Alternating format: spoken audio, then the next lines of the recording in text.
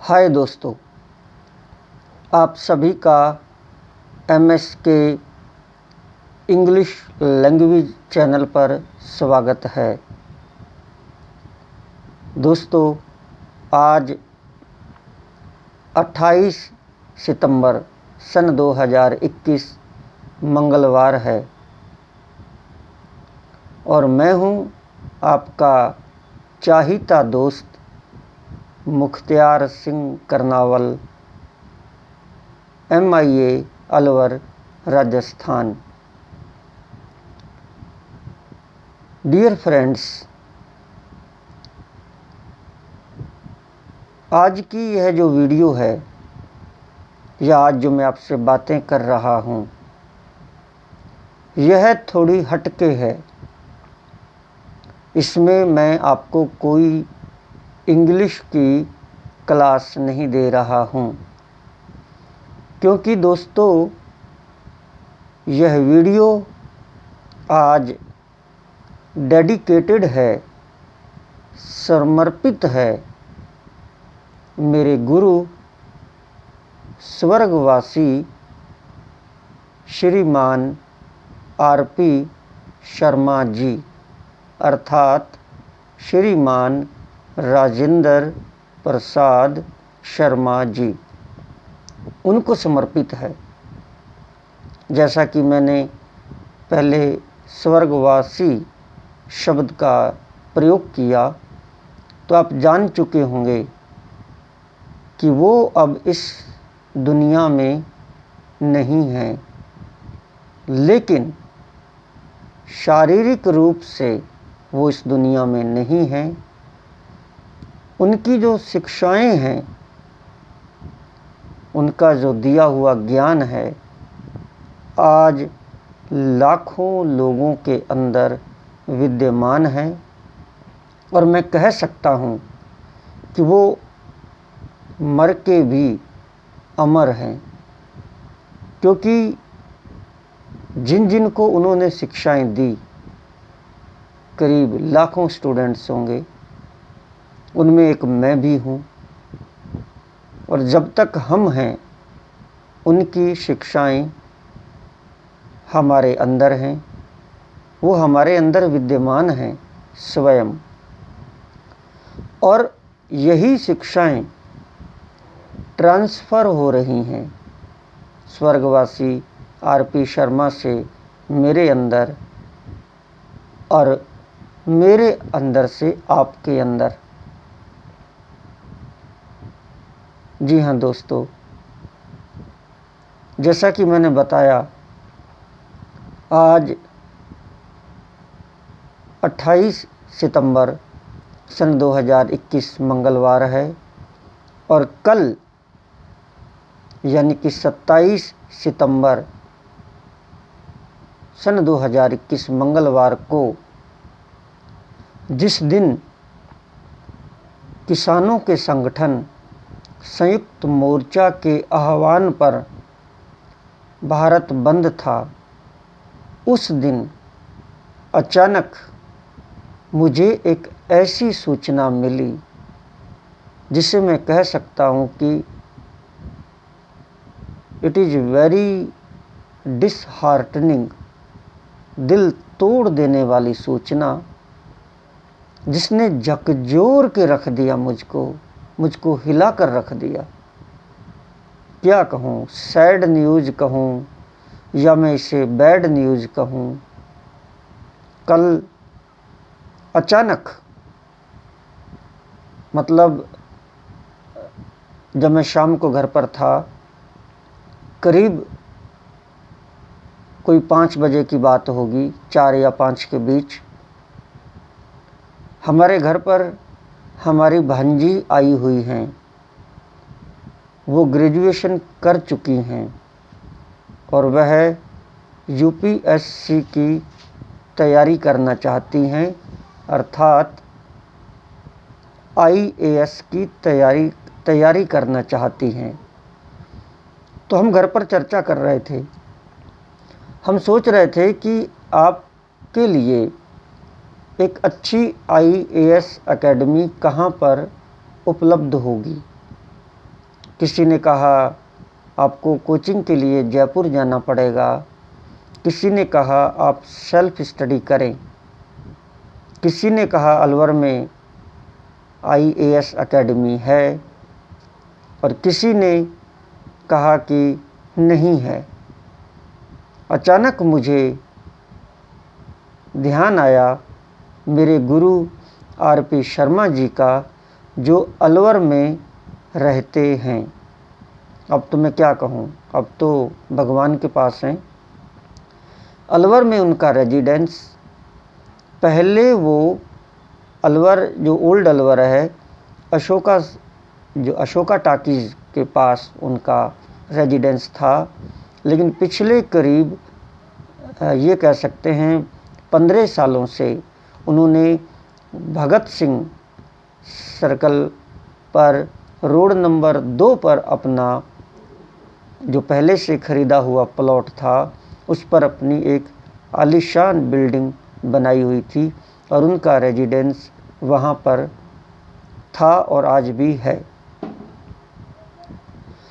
अलवर के अंदर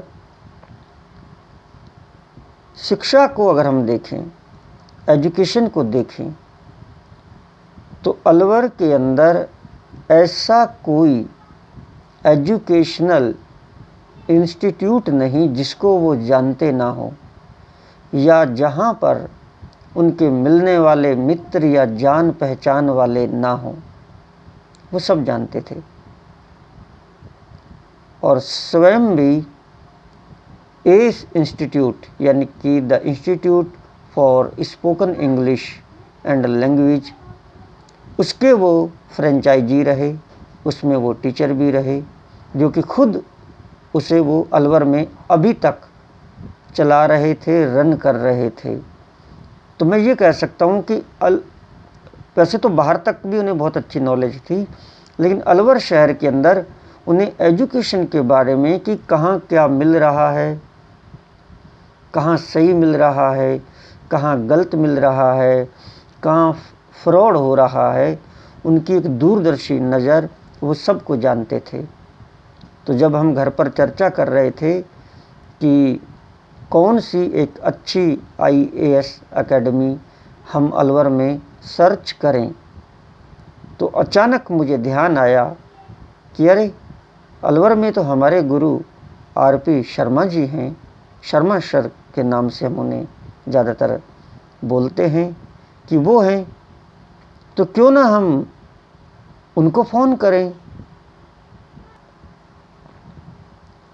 मैंने कहा अब तो चिंता की कोई बात ही नहीं, मैं अभी अपने गुरु को फ़ोन लगाता हूँ, और सबसे बेस्ट गाइड हमें वो कर पाएंगे, और सारी बात फ़ोन पर पता चल जाएगी, और कल जाके हम उनसे मिल भी लेंगे, और अपनी भांजी को भी उनसे इंट्रोड्यूस करवा दूंगा, और उन्हें भी कोई वो अच्छी शिक्षा की बात बताएंगे।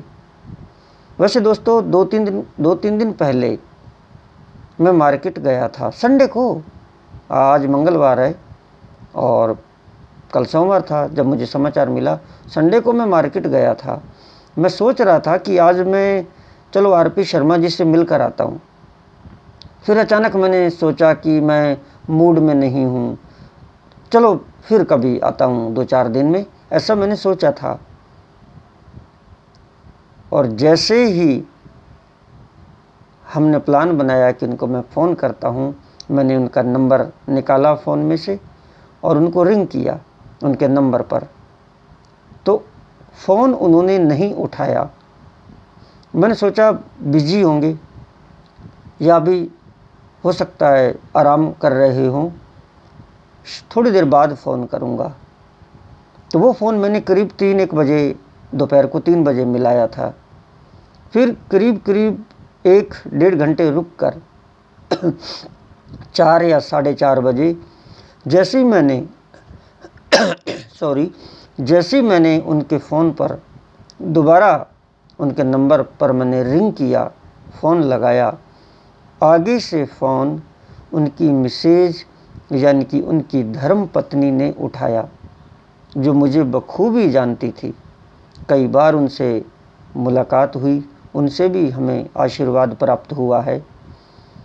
तो मैंने कहा, उनको नमस्ते बोलकर मैंने कहा आंटी जी, और फिर मैंने अपना नाम भी बताया कि मैं मुख्तियार सिंह बोल रहा हूँ। बोली जी हाँ मैं जानती हूँ। मैंने कहा सर से बात करनी थी। उन्होंने कहा देखो ऐसी बात है, सर तो पिछले कुछ महीनों से एक्सपायर हो गए हैं। बस ये सुनते ही मुझे यकीन नहीं हुआ।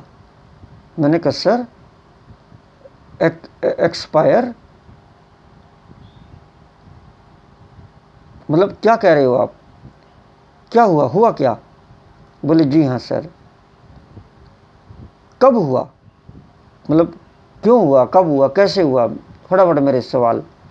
उन्होंने कहा देखो 29 अप्रैल सन 2021 को जब कोरोना का कहर चल रहा था, जब ऑक्सीजन नहीं मिल पा रही थी, तो उन्होंने कहा कि 29 अप्रैल सन 2021 को कोरोना काल में उनका देहांत हो गया। और आज करीब 4-5 महीने हो चुके हैं। ओ माय गॉड, 4-5 महीने हो गए हमारे गुरु को दुनिया छोड़े हुए, और मुझे पता तक नहीं। काश मैं बीच में उनसे मिलने चला जाता, लेकिन पहले तो लॉकडाउन था, लेकिन बाद में भी तो कई बार गया, जा सकता था, या उससे पहले भी जा सकता था। हालांकि जब पिछला लॉकडाउन खुला था, तब मैं उनसे जाकर मिला था। वो क्या बातें हुई थी उसकी भी हम चर्चा करेंगे। तो मुझे याद आया कि हमें लोगों के टच में रहना चाहिए, लोगों से मिलते रहना चाहिए, लोगों को फ़ोन करते रहना चाहिए। कमाल है, ऐसी दिल दहला देने वाली न्यूज़, विश्वास क्या कहूँ, विश्वास नहीं हुआ। उनकी धर्मपत्नी बता रही थी, तो झूठ तो हो ही नहीं सकता। मैंने कहा हुआ क्या था? उन्होंने कहा कुछ नहीं उन्होंने कोरोना की वैक्सीन लगवाई थी, और वैक्सीन लगवाने के बाद उन्हें 2 दिन तो बुखार रहा, और फिर वो अचानक एक्सपायर हो गए। ज़्यादा मैं उनसे कुछ पूछ नहीं पाया। मैंने पूछा आप घर पर फिर कौन रहते हैं? उन्होंने कहा मैं रहती हूँ, मेरी बच्चियाँ रहती हैं, मेरे देवर भी रहते हैं। मैंने कहा आप रहते हो? उन्होंने कहा हाँ मैं रहती हूँ। मैंने कहा ठीक है, मतलब मेरा कहने का मतलब ये था कि मैं जल्दी आऊँगा। लेकिन मैंने ज़्यादा बात उनसे फिर नहीं की, क्योंकि ऐसे मौके पर क्या ज़्यादा बात करें और क्या ना करें, व्हाट टू से एंड व्हाट नॉट टू से, क्या कहें और क्या ना कहें। तो दोस्तों मैं कल से बहुत दुखी हूँ, बहुत चिंतित हूँ। गुरु की यादें मेरे दिमाग से जा नहीं रही। मैंने कल ही फैसला कर लिया था कि मैं एक वीडियो बनाऊंगा जो मेरे गुरु को समर्पित होगी। It would be dedicated to my late guru, my mentor, my preceptor mister R P. Sharma sir. तो कल मैं थोड़ा रात को बिजी रहा, समय नहीं निकाल पाया। आज मैं आपके सामने हाजिर हूँ। तो दोस्तों अब मैं आपको बताता हूँ कि उनसे मेरी मुलाकात कब हुई और उनसे मैंने किस तरह का ज्ञान प्राप्त किया। दोस्तों सन 2003 की बात है, सन 2003। तब मैं एक अच्छे स्कूल में इंग्लिश पढ़ाया करता था, that school was up to 10th secondary level, 10वीं तक का वो स्कूल था और मैं 10वीं तक इंग्लिश पढ़ाता था। उसके बावजूद भी जो मेरी प्रैक्टिस थी, इंग्लिश बोलने की प्रैक्टिस जो थी, उसमें कुछ कमियां थी, बहुत कमियां थी। कुछ क्या मतलब कुछ भी नहीं आता था हमें तो, ना तो हम इंग्लिश में अच्छे थे और ना ही मतलब ग्रामर में अच्छे थे। हम बच्चों को पढ़ा लेते थे, दैट्स ओके, अच्छे मार्क्स आ जाते थे बच्चों के, लेकिन हम बोलने में अच्छे नहीं थे और मेरे अंदर इंग्लिश बोलने की आग थी, आग। 2003 की बात है, सन 2003। तब मैं उन दिनों गांव खेड़ली सैयद, जी हाँ खेड़ली सैयद MIA अलवर राजस्थान के एक स्कूल में पढ़ा रहा था। तो इंग्लिश सीखने के लिए जब मैं अलवर मार्केट गया, मैंने पता करने की कोशिश की, तो किसी ने मुझे बताया कि सोलंकी हॉस्पिटल के सामने एस नाम का एक स्पोकन इंग्लिश इंस्टीट्यूट है। वो अंग्रेजी सिखाते हैं 3 महीनों में, आप वहाँ जाइए और अंग्रेजी सीखिए। खैर मैं वहाँ पहुँचा।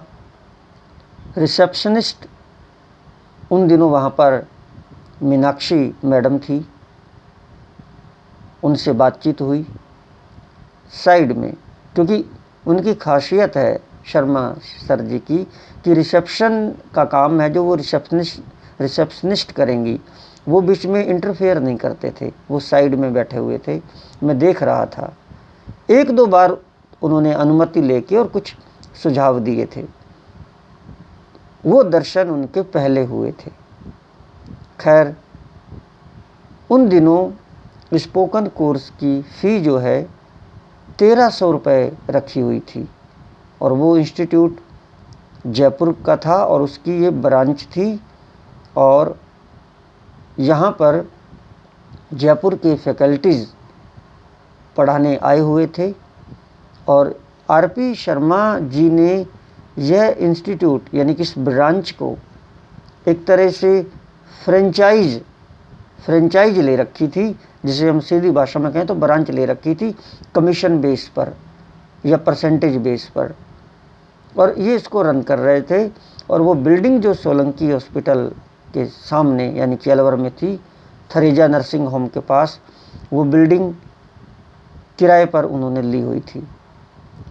दोस्तों वो जो 3 महीने मैंने कोर्स किया, मैंने बहुत कुछ सीखा, बहुत कुछ।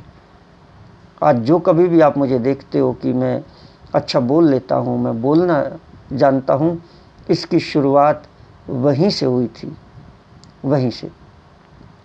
हमारे टीचर्स, हमारे गुरु अभय सर जी, हमारे गुरु हिमांशु अरोड़ा जी, हमारे गुरु नितिन सर जी और Meenakshi ma'am, all the students, और साथ में RP शर्मा जी। दोस्तों उन दिनों में एक काले रंग की जैकेट और एक अलग ही तरीके की पैंट्स पहना करता था और दाढ़ी में रखता था काफ़ी इस तरह से, जिस तरह आजकल का फैशन है दाढ़ी रखने का। तो मैं दाढ़ी और मूछें रखता था और एकदम शेर की तरह, टाइगर की तरह मैं दिखता था। हालांकि था कमज़ोर, लेकिन और एक साथ में बैग तो मैं आज भी रखता हूँ, हमेशा ही रखता हूँ। एक बैग होता था और साइकिल होती थी और मैं किराए पर कमरा लेकर गांव भजीट MIA के भजीट गांव में रहा करता था और वहाँ से मैं खेड़ली सैयद स्कूल भी जाया करता था और शाम को 5 बजे का बैच मैंने ले लिया था। शाम को 5 बजे मैं साइकिल पर वहाँ जाया करता था। बैच का टाइम 5 से 5:30 था, लेकिन मुझे 7 बज जाते थे। तो कई बार फिर धीरे धीरे मैं क्लोज़ आने लगा शर्मा जी के। क्लोज़ आने से पहले एक बात और है, जो वहाँ पोडियम सेशन होता है जिसमें हम खड़े होकर स्टूडेंट्स को मौका देते हैं कि कुछ बोलो, और जब मैं भी एक स्टूडेंट था, जब मुझे मौका मिला तो मैं स्टेज पर या मंच पर पोडियम पर पहुंचा। मैंने भी काफ़ी अच्छी धुआंधार इंग्लिश बोली। काफ़ी लोग प्रभावित हुए, सभी जो स्टूडेंट्स थे मेरे क्लासमेट्स प्रभावित हुए, सभी ने तालियां बजाई, काफ़ी अच्छी इंग्लिश बोली, ज़बरदस्त कॉन्फिडेंस बिल्डअप हुआ मेरे अंदर। तो शर्मा, आरपी शर्मा जी, क्योंकि उसका संचालन तो अभय सर जी कर रहे थे जो हमें पढ़ाते थे। आरपी शर्मा, क्योंकि पोडियम सेशन था तो आरपी शर्मा जी भी वहीं थे, चेयर लेकर बैठे थे, वो हर चीज़ को नोटिस कर रहे थे, ऑब्जर्व कर रहे थे, देख रहे थे, और बीच बीच में सभी के लिए अच्छे अच्छे कमेंट्स, वो मतलब कॉम्प्लीमेंट्स जिन्हें मैं कहूँ, प्रोत्साहन देने के लिए वो बातें कह रहे थे। जब मेरा स्पीच उन्होंने सुना तो मेरी तरफ देखकर उन्होंने एक लाइन बोली, वो लाइन मुझे आज भी याद है। मेरे लिए बहुत खूबसूरत लाइन मेरे गुरु आरपी शर्मा जी ने बोली थी इंग्लिश में। वो बोली थी उन्होंने, every beauty doesn't require makeup. जी हाँ दोस्तों, every beauty doesn't require makeup. तो मैं इस लाइन का हिंदी अर्थ नहीं समझ पाया। I couldn't get the translation और हिंदी मीनिंग ऑफ दिस से और व्हाट यू से दिस सेंटेंस, मैं नहीं इसको समझ पाया। लेकिन मुझे ये पता लगा कि मेरे हित में कुछ मेरे पक्ष में बोला जा रहा है। तो जैसे ही मतलब बैच क्या कहूँ क्लास ओवर हुई तो मैं सर के पास गया। मैंने कहा सर आपने मेरे बारे में क्या बोला था? जब उन्होंने मुझे समझाया कि मेजर मुख्तियार सिंह, जी हाँ मेजर क्यों उन्होंने कहा मैं ये भी बताऊंगा। उन्होंने कहा मेजर मुख्तियार सिंह, मैंने बोला every beauty doesn't require makeup. इसका अर्थ है कि हर खूबसूरती को मेकअप की ज़रूरत नहीं होती। मैं फिर भी नहीं समझा। मैंने कहा सर मैं नहीं समझा। उन्होंने कहा इट मीन्स, इसका मतलब है कि ज़रूरी नहीं कि हम खूबसूरत हों तो ही हम अच्छे दिखेंगे, हम हमारे गुणों से भी, हमारी कलाओं से भी अच्छे दिख सकते हैं। तो उन्होंने इस बात को इस तरीके से समझाया जहाँ से मैंने कम्युनिकेशन स्किल्स सीखने का मेरा स्टार्ट हुआ। मतलब ये उन्होंने ना समझा के कि ज़रूरी नहीं कि हर आदमी खूबसूरत हो और वो अपने गुणों से भी सुंदर लग सकता है। ये चीज़ उन्होंने नहीं कही कि शायद मुझे बुरा ना लग जाए कि मैं खूबसूरत नहीं। तो उन्होंने दूसरे कुछ शब्द उठाए, बोला जैसे देखो उन दिनों क्योंकि 98 में मोबाइल्स आ गए थे, तो 2003 में काफ़ी लोगों तक 2002 में मोबाइल अलवर में भी आ चुके थे। तो उन्होंने कहा देखो ऐसी बात नहीं कि आपके पास कार हो, अच्छे कपड़े हों, आपके पास मोबाइल हो तो ही आप इंटेलिजेंट हैं। आप इनके बिना भी इंटेलिजेंट हो सकते हैं यदि आपके अंदर कला है, यदि आपके अंदर मेहनत है। मैंने आपके अच्छे के लिए बोला कि आप बहुत इंटेलिजेंट हैं, आप बहुत अच्छा बोले, और every beauty doesn't require makeup, मतलब कि आपको इन चीज़ों की ज़रूरत नहीं है, आप चमकते हो। आई गॉट हैप्पी, मतलब खुश हो गया। उनके बाद यूँ समझो कि उनसे मेरी दोस्ती सी हो गई। डेली उनके पास घंटों बैठना, ज्ञान प्राप्त करना। उन्होंने मेरा नाम रखा था मेजर मुख्तियार सिंह। वो पहले शख्स थे जिन्होंने मुझे मेजर मुख्तियार सिंह कहा, और उन्होंने ही कहा, वही कहते थे रोज़, किसी और ने नहीं कहा। मेजर मुख्तियार सिंह इसलिए कहा कि काली जैकेट, स्ट्राइप्स लगी हुई, मतलब इस तरह से चैन सी लगी हुई, और एक ब्लैक पैंट, और दाढ़ी बड़ी हुई, कभी कभी मैं पगड़ी,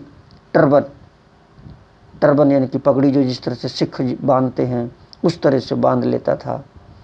शायद उन्होंने मेरी जो लुक थी, जो मेरी दिखावट थी उन दिनों, एक मेजर की तरह थी, मेजर फौजी की तरह। उससे पहले एक पिक्चर आ चुकी थी कुछ दिनों पहले या कुछ साल पहले, जिसका नाम था मेजर साहब। अमिताभ बच्चन और अजय देवगन की पिक्चर थी। तो शायद वो अमिताभ बच्चन वाला उस तरह का कुछ उन्होंने उसमें देखा होगा, उनकी अमिताभ बच्चन की दाढ़ी और इस तरह से मूछ, वो देखकर मतलब उन्हें लगा कि he looks like a major. तो उन्होंने मेरा नाम मेजर मुख्तियार सिंह रखा। आई गॉट हैप्पी, मुझे बहुत अच्छा लगा। उन दिनों मैं हूं ना पिक्चर रिलीज हुई थी 2003, ये शायद 2004 की आगे की बात है फिर, क्योंकि मैं लंबे समय तक वहाँ जाता रहा। तो ये पिक्चर अपने उरूज पर थी और अलवर में सिनेमाज में चल रही थी। तो बहुत अच्छा था उनके साथ बैठना, उनसे ज्ञान प्राप्त करना, अच्छी अच्छी कहानियाँ सुनाते थे। ये जो मैं बोल लेता हूँ ना, अच्छा उन्हीं की देन है, रियली ऐसे सुनाते थे। मजाल क्या है कि बीच में कहीं पर भी 1 मिनट भी मतलब आदमी कहीं जा नहीं सकता, पूरी बात उनकी सुन के ही जाएगा। ऐसे ऐसे प्रेजेंटेशन, ग्रेट ग्रेट, क्या बात। ऐसे इंसान, ऐसे मेरे गुरु आज इस दुनिया में नहीं है। बहुत याद आ रही है, बहुत मिस कर रहा हूँ। खैर दोस्तों, बहुत सारी बातें हैं, सैकड़ों बातें हैं। मैं करीब करीब लगातार 2003 से लेकर और 2005 तक 1.5-2 साल में उस इंस्टीट्यूट में जाता रहा एज ए सीनियर स्टूडेंट। जब मैंने कोर्स कर लिया, एक बार किया, फिर दोबारा किया, फिर तीसरी बार किया, और सीनियर स्टूडेंट के रूप में मैं जाता रहा। मेरी वो रिस्पेक्ट करने लगे, मुझे इज्जत मान सम्मान देने लगे, मुझे ये भी कहने लगे कि स्टूडेंट्स की कॉपियाँ चेक करो, स्टूडेंट्स के साथ कॉन्वर्सेशन करो, उन्हें अंग्रेजी की समस्याओं का समाधान करो। मतलब काफ़ी उन्होंने मुझे आगे बढ़ाया। और मैंने कहा कि sir, I also want to join the same institute, मैं भी इस इंस्टीट्यूट एस को ज्वाइन करना चाहता हूँ। उन्होंने कहा जाओ, जयपुर जाओ और ज्वाइन करो। उन्होंने और भी बहुत अच्छी अच्छी बातें बताई। खैर दोस्तों, मैं जयपुर गया, फिर कोटा गया, फिर मैंने लैंग्वेज की, इंग्लिश की, स्पोकन इंग्लिश की बारीकियां सीखी, ट्रेनिंग प्राप्त की, पढ़ाया। लंबी कहानी है, कहाँ कहाँ पढ़ाया। बीच बीच में मैं आता रहा, अलवर आता रहा, सर से मिलता रहा। सर को खुशी हुई कि हमारे इंस्टीट्यूट का, हमारे अलवर का एक बच्चा जयपुर पहुंचा और फैकल्टी बना। ऐसी फैकल्टी जिसके सामने तरह तरह के स्टूडेंट्स, डॉक्टर्स, लॉयर्स, हाउसवाइफ्स, college goers, engineers, political leaders, professionals, policeman, even SDM, RAS और कभी कभी तो आईएएस तक, जिनके सामने उनसे समस्या, इंग्लिश की समस्याओं का समाधान करवाने के लिए ऐसे स्टूडेंट्स की भीड़ लगी रहती थी। मेडिकल स्टूडेंट्स,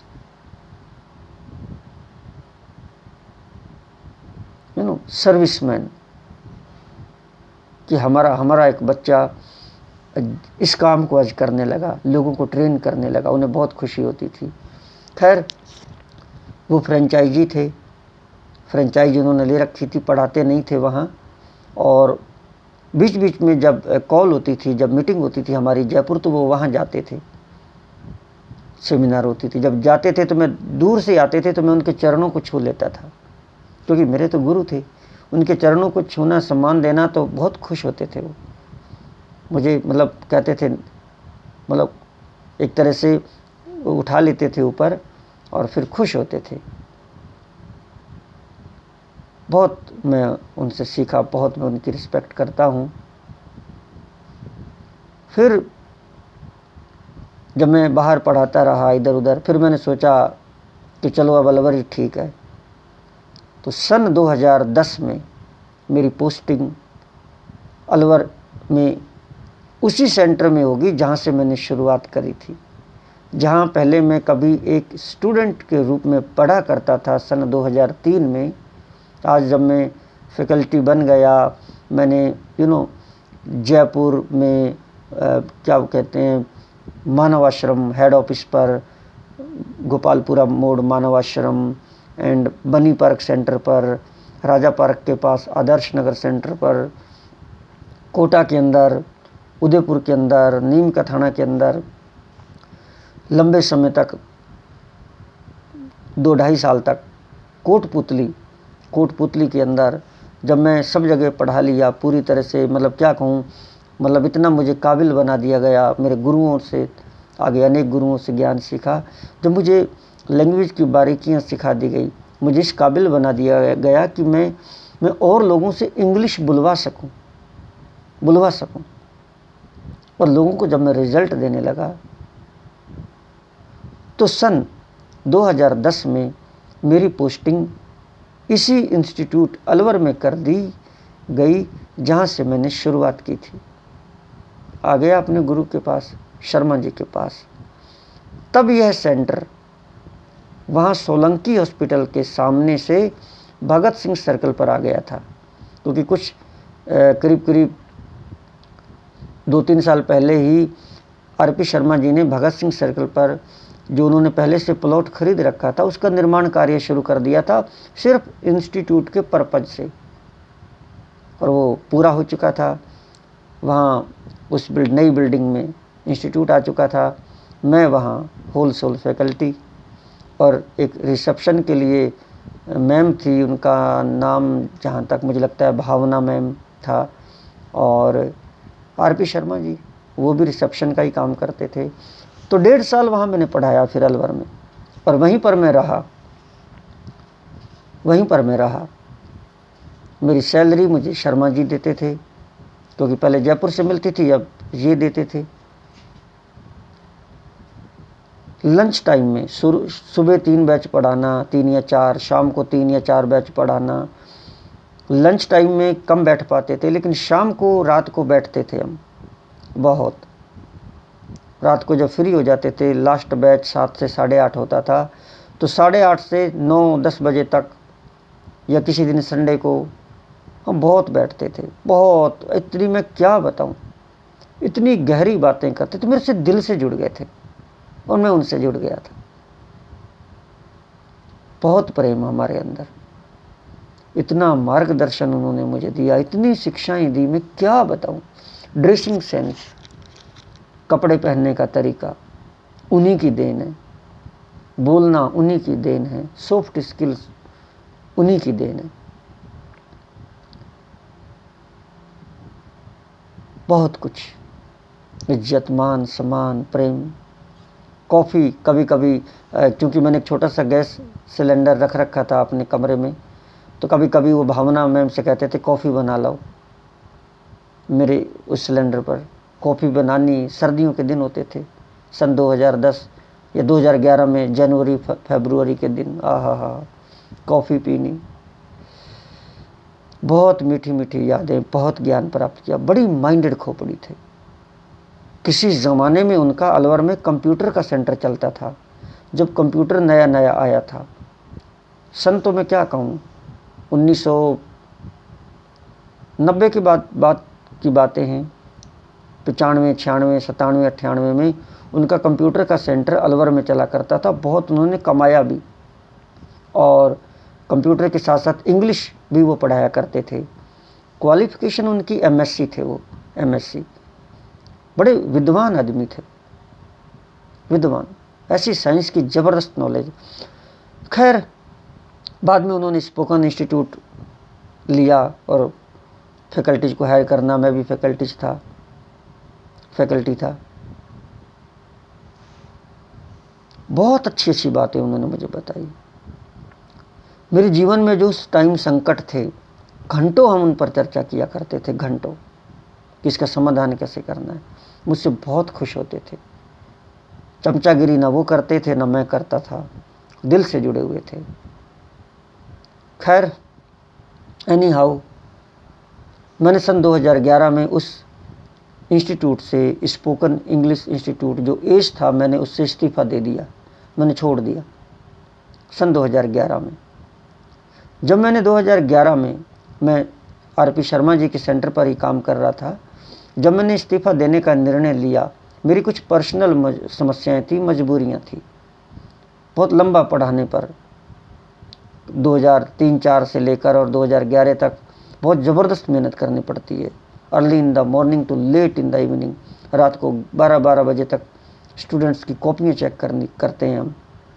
तो मैंने सोचा कुछ रेस्ट किया जाए और छुट्टी ना लेते हुए मैंने रेजिग्नेशन दिया। आज भी रेजिग्नेशन पर हूँ।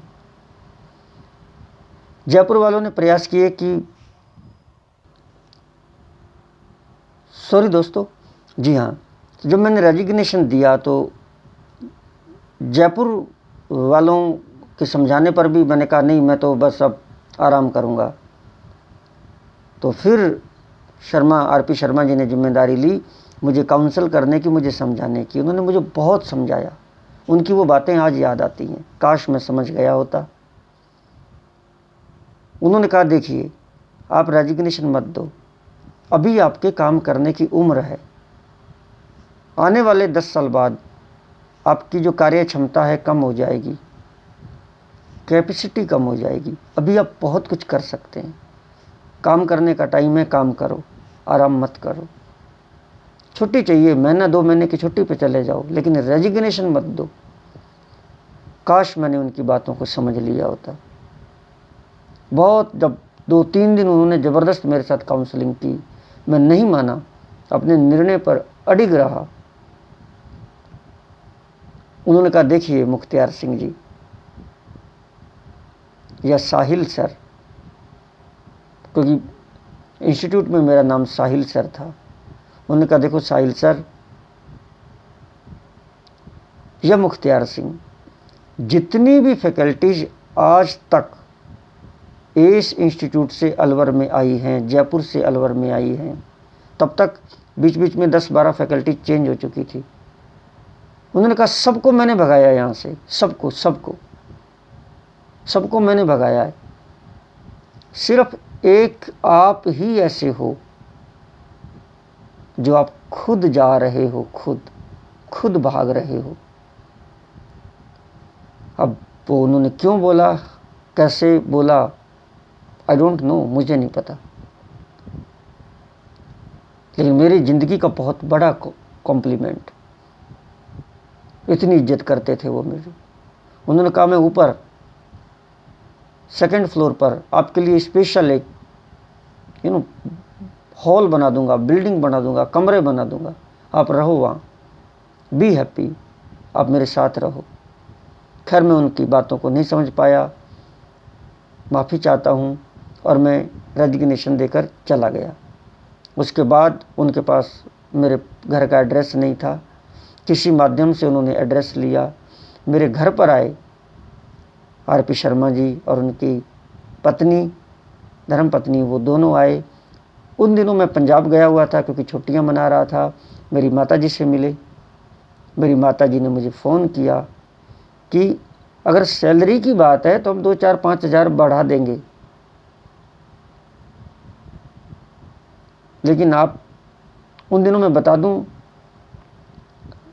उन दिनों मुझे 10,000 रुपये कैश एंड साथ में एकोमोडेशन, खाना वाना फ्री, कमरा वमरा फ्री, ये चीज़ें मिलती थी। तो माताजी को ये भी कह गए कि हम 15,000 तक दे देंगे। सन 2011 की बात है। आप उन्हें बुलाइए, लेकिन मैंने मना कर दिया कि सॉरी। खैर मैं इंस्टीट्यूट छोड़ चुका था, मैंने स्कूल पकड़ लिए छोटे मोटे, मैं स्कूलों में पढ़ाने लगा, बाहर की दुनिया छोड़ दी, अलवर जयपुर इधर उधर पढ़ाना छोड़ दिया, घर पर इधर उधर अड़ोस पड़ोस में छोटे मोटे स्कूलों में पढ़ाने लगा। जब कभी भी मैं अलवर जाता, जाते ही मैं सर के चरण छूता, सर मुझे गले लगाते और बोले मुझे बहुत अच्छा लगता है, आप मुझे बहुत रिस्पेक्ट करते हो, सभी करते हैं लेकिन आप जब करते हो बहुत अच्छा लगता है। जब कभी भी मैं जयपुर गया हेड ऑफिस पर, आप खड़े होकर आगे आए, आपने मेरे चरणों को स्पर्श किया, मेरा भी मान सम्मान बढ़ता है लोगों के बीच। कई ऐसे फैकल्टीज हैं जो अपनी नहीं इस बात को करते। तो इस तरह से हमारे अंदर एक, मैं क्या कहूँ, अंदर से वो था। मैं अपनी समस्याओं को डिस्कस करता था। बाद में मैं पॉलिटिक्स में जुड़ा, पॉलिटिक्स के किस्से बताता था और तरह तरह की बातें बताता था। बहुत खुश होते थे मेरी प्रोग्रेस को देखकर। कहते थे, मुख्तियार सिंह, तुम्हारी ज़िंदगी एक संघर्ष है, तुमने बहुत संघर्ष किया, बहुत संघर्ष किया। रही बात वहाँ पढ़ाने की, इस इंस्टीट्यूट में जब मैंने रेजिग्नेशन दिया तो फिर एक सर ने, कन्हैया सर ने कुछ दिनों पढ़ाया। फिर उनके बाद आरपी शर्मा जी स्वयं पढ़ाने लगे, खुद पढ़ाते रहे। मेरी मुलाकात उनसे, लास्ट मुलाकात पिछली जो लॉकडाउन था, वो लॉकडाउन जब पिछला लॉकडाउन खुला था तो मैं गया था। करीब घंटा डेढ़ बैठा। जब कभी भी जाते ऊपर फ़ोन करते अपनी वाइफ को, मुख्तियार सिंह जी आए हैं, चाय बना लो गर्मा गर्म। चाय पीते हम घंटा डेढ़ बैठे, काफ़ी बातें की। मैं क्या उसके बारे में बताऊं। उन्होंने मुझे बताया कि इस लॉकडाउन के अंदर, कोरोना पीरियड के अंदर, किस तरह से अलवर के अंदर बड़ी बड़ी कोचिंग्स, बड़े बड़े इंस्टीट्यूट्स जीरो हो गए, कंगाल हो गए, बिक गई कारें लोगों की, रोड पर आ गए लोग। काफ़ी लंबी डिस्कशन हुई, समय कम है इसलिए जल्दी बता रहा हूँ दोस्तों। और फिर उसके बाद मेरी मुलाकात नहीं हुई।